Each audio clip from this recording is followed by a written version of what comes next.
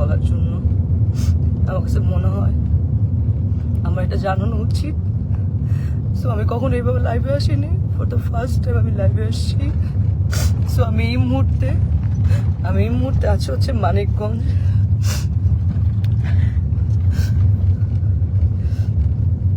আমি এই মুহূর্তে আছি মানিকগঞ্জ ডিরেক্টর রাফাত মজুমদার রিঙ্কু ভাইয়ের একটা কাজে আসছি ফিকশনে। এখানে আমার সাথে আছে তানজিন তিশা, সুতিজামান সেলিম ভাইয়া, মোমেন আন্টি এবং অ্যাক্টর মিরাপি।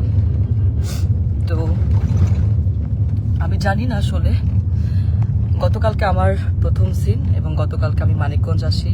এসে আমি তানজিন তিশা আপুর জন্য আমি খুব সুন্দর ঢাকা থেকে গিফট নিয়ে আসছিলাম, যে আমি তানজিন তিশা আপুকে গিফটগুলো দিব।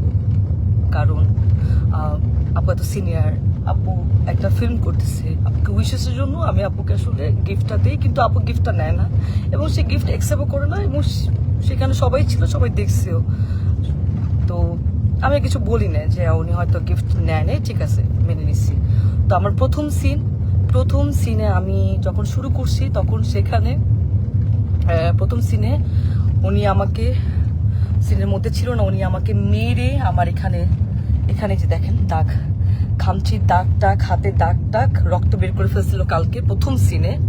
এবং সেইটা যখন মনিটরে এসে আমি যখন দাঁড়াইছিলাম তখন রিঙ্কু ভাইয়া এবং সেলিম ভাইয়া দুজনেই বলতেছিল যে তিশার কি হয়েছে, তোমার সাথে কি কোনো ঝামেলা আছে আগে, ও তোমাকে এভাবে মারলো কেন বা কি আসে বিষয়। আমি তখন আসলে এক পর্যায়ে আসলে আমি বলেই দিছিলাম যে হ্যাঁ, এর আগে আমি যখন আসলে নাটকে মুশফিকুর ফারহানের সাথে কাজ করতাম অ্যাজ এ কো আর্টিস্ট হিসেবে, তখন তিশা আপু আমাকে এরকম ফোন দিয়ে থ্রেট দিছিল যে হ্যাঁ ফারহানের সাথে কাজ করতে পারবা না। আমাকে না, আরো অনেককে আসলে এরকম উনি ফোন দিয়ে থ্রেট দিছিল, যে কেয়া পায়েল, তারপর আরো অনেককে এরকম ফোন দিয়ে উনি থ্রেট দিছে যে কাজ করা যাবে না। তো আমি তখন বলছিলাম ওই সময়টা যে আপু কেন আমি কাজ করব না, আমি তো আর্টিস্ট, আমি তো সবার সাথেই কাজ করব, ফারহান ভাইয়ের সাথে কাজ করব, জোবান ভাইয়ের সাথে কাজ করব, সবার সাথে। ফারহান ভাইয়ের সাথে কেন কাজ করব না, কি সমস্যা কি? তখন আমি বলছি হ্যাঁ আমার ফারহান আমার জামাই হয়। আমি তখন কিছু বলি না, আচ্ছা ঠিক আছে মনে হয় পার্সোনাল ওনাদের ব্যাপার হয়তো। তারপরে এরপরে গিয়ে কিন্তু আমি ফারহানকে জানাইছি ফোন দিয়ে যে ফারহান তিশা আপু কিন্তু আমাকে ফোন দিয়ে এইসব কথাবার্তা বলছে, এইভাবে হলে তো কাজ করতে পারবো না। তো সেটাও তাও 1-2 বছর আগের কথা। যাই হোক, উনি হয়তো ওই ক্ষোভ বা এই রাগ নিয়ে আসে কিনা আই ডোন্ট নো। আজকে আমার সব সিন শেষ, আমি লাস্ট সিন।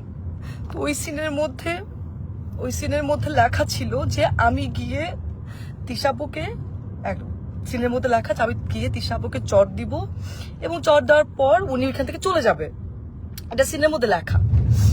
তো আমি টেকনিক্যালি, আমরা তো টেকনিক্যালি কিন্তু আসলে আর্টিস্টকে আমরা যদি কেউ কাউকে মারে বা আঘাত করে আমরা কিন্তু খুব সফটলি টেকনিক্যালি সেটা করি। তো আমি তিশা আপুকে খুব আস্তে করে গালের মধ্যে জাস্ট একটু গালে হাত লাগাইছি। উনি চলে যাওয়ার কথা ছিল, কিন্তু উনি চলে না গিয়ে উনি সিনের মধ্যে, ক্যামেরা ওপেন ছিল, ক্যামেরা ওপেনের সিন চলতেছে মানিকগঞ্জে, এখানে অনেক মানুষ ছিল, তারপর ডিওপি ভাই আরো সবাই ছিল, এডিটর সবাই ছিল। উনি ওইখানে আমাকে এমন ভাবে মারছে, আমার গালের মধ্যে এত জোরে জোরে মারছে, আমার গাল, আমার চোখ ফুলে গেছে। আর আমি আমি আমি মানে কথা বলতে পারতেছিলাম না, আমার এই জায়গাটা এত জোরে লাগছে, তো আমি নিতে পারি নাই। এন্ড উনি এটা ইন্টেনশনালি করছে, এবং করার পর আমি বললাম যে আপু এটা কি করলেন, আপনি কেন মারলেন আমাকে, আপনার তো এটা সিনে ছিল না। এন্ড উনি আমাকে যা তা গালাগালি শুরু করছে। উনি জানি না আসলে উনি কিছু খাইছে কিনা, কারণ উনি গতকালকেও খুব উইয়ার্ড আচরণ করছে। গতকালকে উনি এরকম 40 মিনিট 50 মিনিট এরকম বাথরুমের মধ্যে আটকা থাকতো, কি খায় না খায় আমরা জানি না, ওনার গায়ে থেকে গন্ধ আসে, এন্ড কেমন যেন পাগলের মতো অ্যাটিটিউড করতেছে। এখন উনি কি নেশা করছে কি নেশা করে না সেটাও আমি জানি না, কিন্তু কেমন যেন পাগলামির মতো আচরণ করছে, এন্ড এটা সবাই দেখতেছে। তো উনি আমাকে চড়া মারার পর আমি বললাম যে আপু আপনি এটা কি করলেন, আপনি কেন মারলেন আমাকে এভাবে, সবাই তো দেখছে। তো উনি আমাকে বলে, আমি পরে ওনাকে বললাম যে আমি কিন্তু অ্যাক্টর সিকিউরিটিকে জানাবো, আপু আপনি যে আমার সাথে এটা করলেন এটা আপনি ঠিক করেন নাই, আপনি আমাকে এভাবে মারতে পারেন না। তো উনি আমাকে বলে যে ও আচ্ছা অ্যাক্টর সিকিউরিটিকে জানাবা, ও ভাইরাল হবা, একটু ভাইরাল হতে চাও। আমি ওনার কথা শুনে অবাক হলাম যে একজন সিনিয়র আর্টিস্ট কিভাবে এই কথাগুলা বলে। অ্যান্ড উনি এত বছর ধরে কাজ করছে ইন্ডাস্ট্রিতে, উনি আরো আমাকে গাইড করবে, উনি আমাকে আরো হচ্ছে হেল্প করবে, কিন্তু উনি যদি উল্টা আমাকে এইভাবে নেগলেক্ট করে কথা বলে, তাহলে আমি আর্টিস্ট হয়ে আমি কিভাবে ওনার সাথে কাজ করব, কিভাবে করব বলেন। এন্ড ওইখানে সবাই আমাকে মানাতে আসছে, সবাই দেখতেছে যে উনি আমার সাথে কারো ব্যবহার করতেছে, আপনারা আমাকে কি মানাবেন? তো আর্টিস্ট হয়ে তো আর্টিস্টের কাছ থেকে এটা তো আমরা একসেপ্ট করতে পারি না। আমাকে এমন ভাবে মারছে, আমার এক পাশে কারের দুলো কোথায় পড়ে গেছে, আমার কোনো কিছু খেয়াল নাই। তো আমি এখন ঢাকায় চলে আসতেছি, আমি একটু সিকিউরিটিকে জানাবো যে একজন সিনিয়র আর্টিস্ট হয়ে এইভাবে যদি আর্টিস্টকে স্ক্রিনের মধ্যে শুটে যদি এভাবে মারে এবং যাচ্ছে তাচ্ছে ভাবে খারাপ ব্যবহার করে, তাহলে তো সেটা মেনে নেওয়া যায় না, এইভাবে তো কাজ করা যায় না।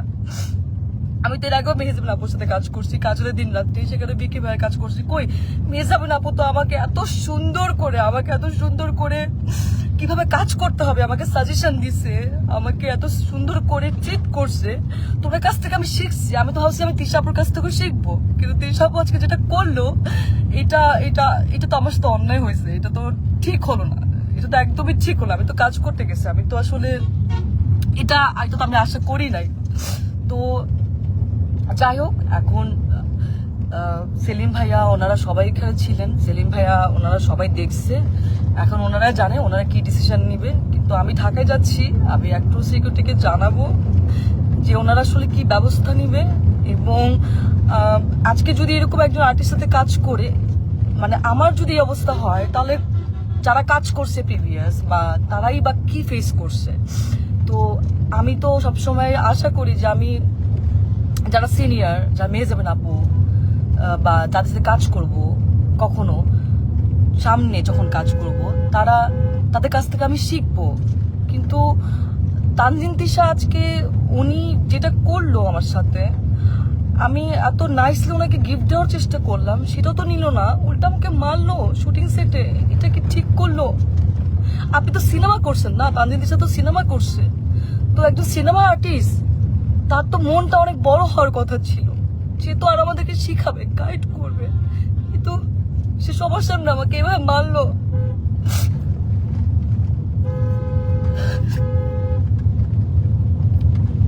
যাই হোক, আমি ঢাকায় যাচ্ছি, আমি একটু সিকিউরিটি ওনাদেরকে জানাবো, দেখি ওনারা কি ব্যবস্থা নেয়।